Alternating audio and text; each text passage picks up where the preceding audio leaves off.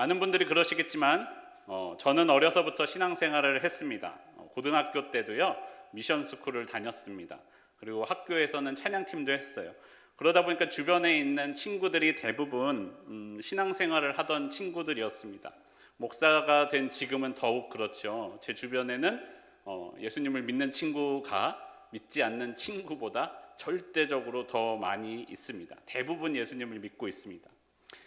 하지만 그렇다고 그 친구들의 신앙이 다 좋은 것은 아닙니다. 지금도요. 어떤 친구를 생각하면요, 기도가 절로 나오는 친구가 있어요. 지금도 예수를 잘 믿고 있는지, 교회는 잘 나가는지, 삶은 그리스도인으로 살고 있는지 생각만 해도 기도가 나오지 않을 수 없는 친구가 있습니다. 근데 또 반대로요, 어떤 친구는 생각만 하면 감사가 나오는 친구가 있습니다. 그가 믿고 있는 하나님은 어떤 하나님일지, 그가 오늘 만난 하나님은 어떤 하나님일지 살고 있는 삶이 궁금하고 그 하나님이 궁금하고 그 친구의 신앙생활 이야기가 듣고 싶은 그런 친구가 있기도 하죠. 비단 제 어린 시절의 친구들뿐만 아니라요, 제가 이제까지 사역하면서 만났던 성도님들도 그런 분들이 있고, 심지어 지금 목사가 된 친구들도 그런 친구들이 있습니다. 어떤 친구들은 기도가 절로 나오고 어떤 친구들은 감사가 나오는 분들이 있습니다. 여러분에게 저는 어떻습니까?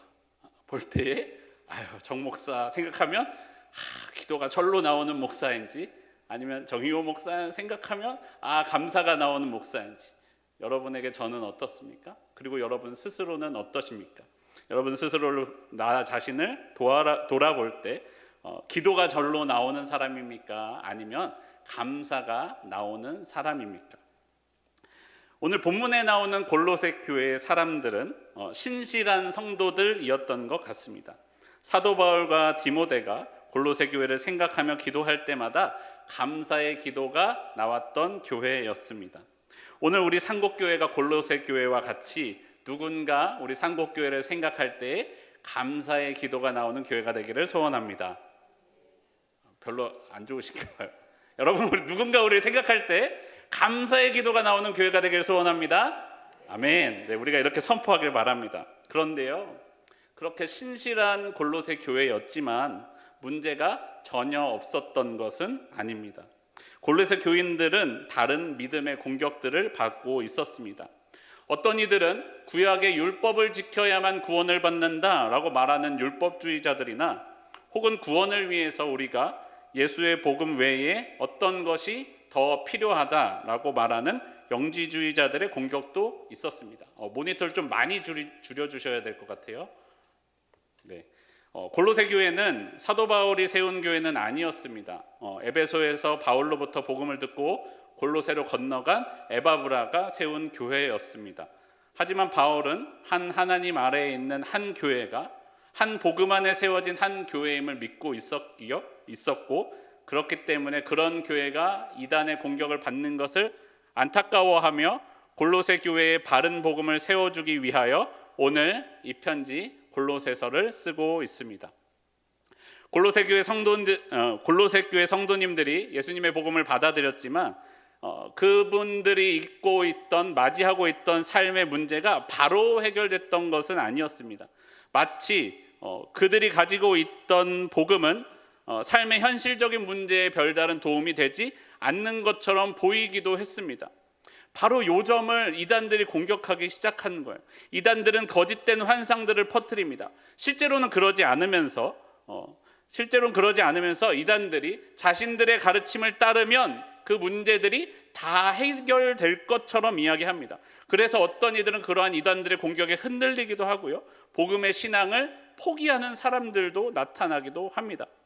그래서 사도 바울은 골로새 교회 성도들에게 편지하며 이야기합니다. 골로새서 1장 23절 말씀입니다. 만일 너희가 믿음에 거하고 터 위에 굳게 서서 너희 들은 바 복음의 소망에서 흔들리지 아니하면 그리하리라. 이 복음은 천하 만민에게 전파된 바요, 나 바울은 이 복음의 일꾼이 되었노라 라고 편지하고 있습니다. 사도 바울은 이야기합니다. 너희가 에바브라를 통해 들은 그 복음은 천하 만민에게 전파된 것이고 나도 그 복음, 이 복음의 일꾼이다 라는 것입니다. 사도 바울도 그 복음을 받았다라고 말씀합니다.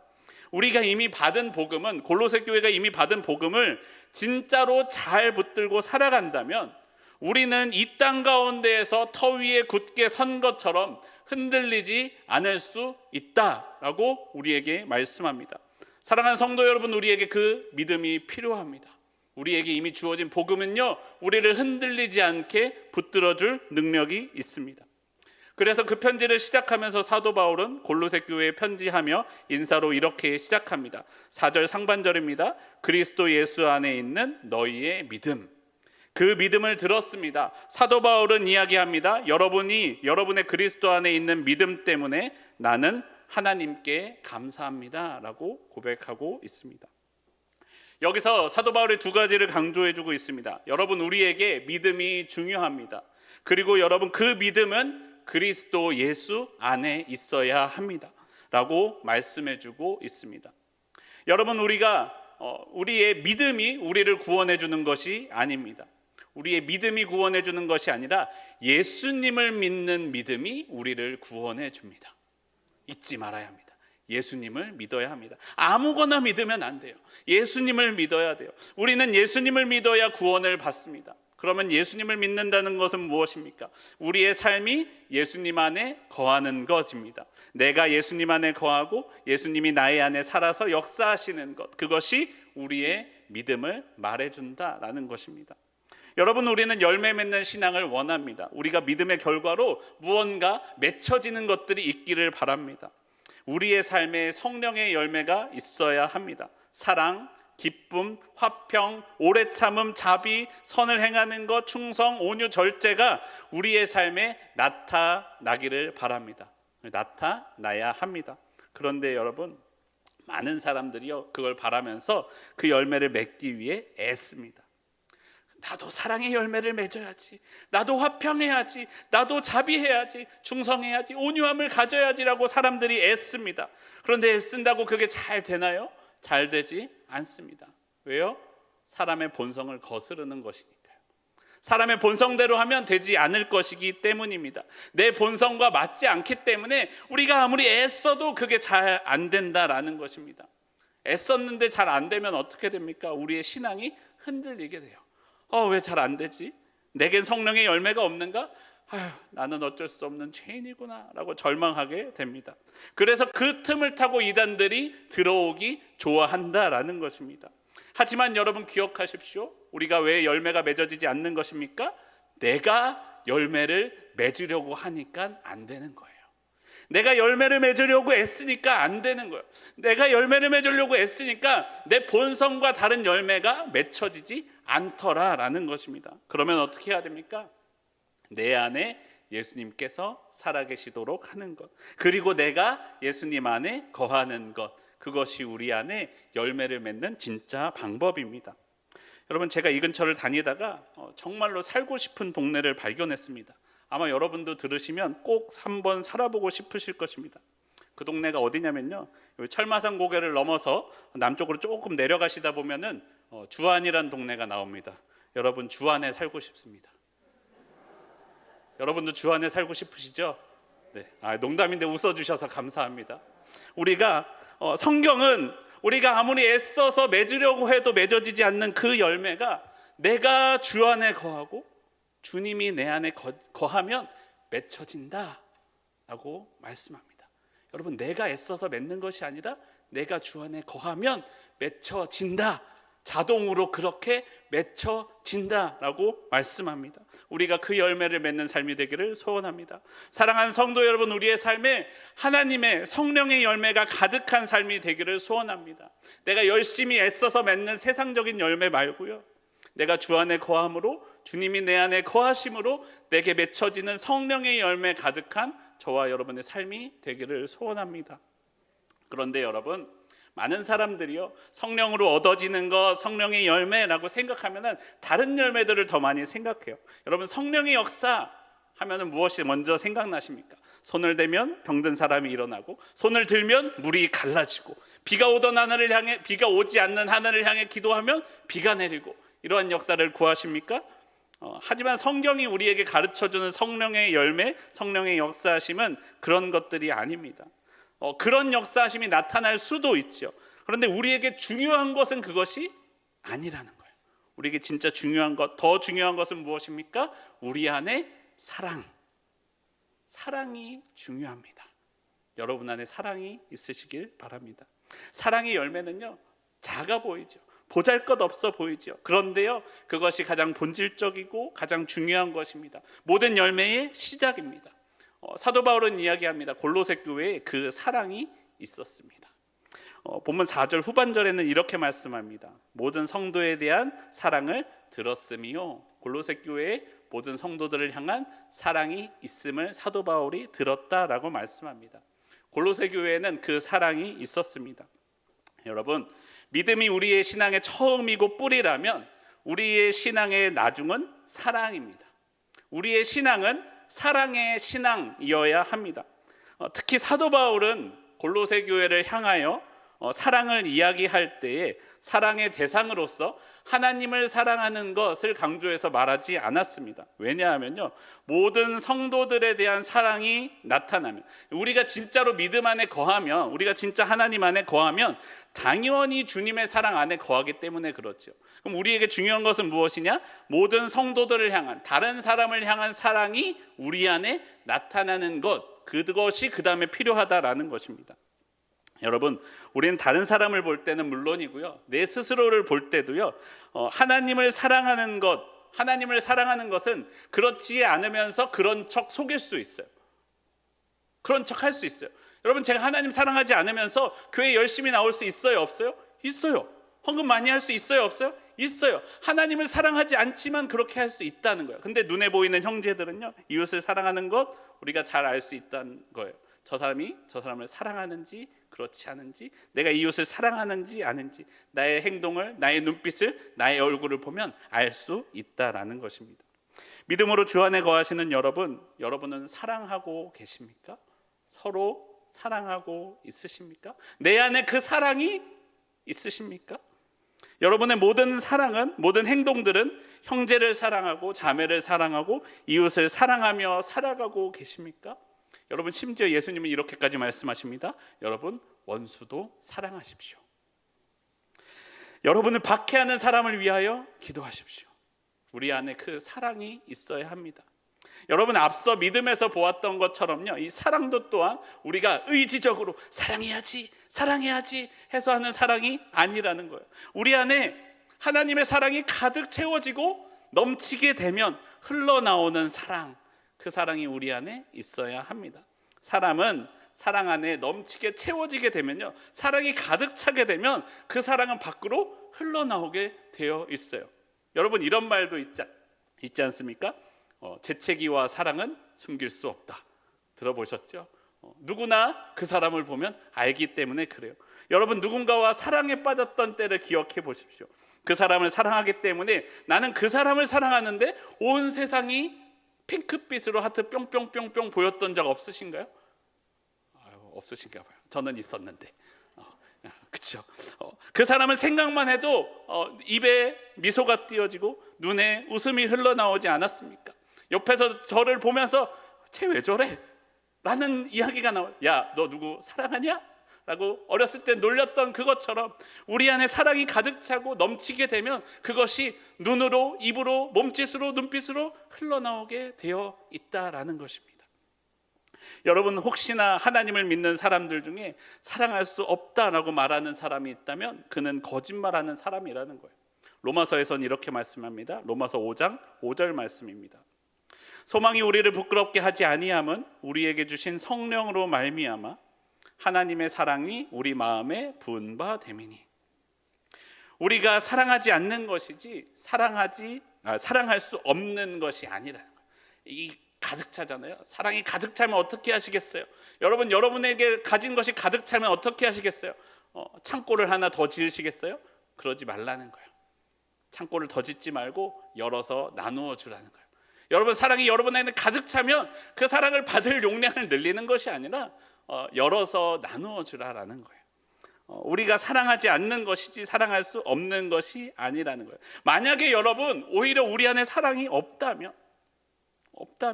우리는 우리의 믿음이 진짜로 예수님 안에 잘 거하고 있는지 우리의 믿음을 다시 되돌아가서 점검해 보아야 한다라는 것입니다.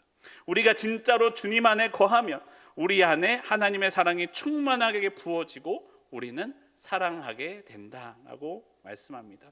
사랑하는 삶이 되기를 소원합니다. 여러분, 우리는 사랑할 수 있습니다. 사랑해야 합니다. 여러분, 우리에게 사랑할 사람이 주변에 많이 있다는 거예요.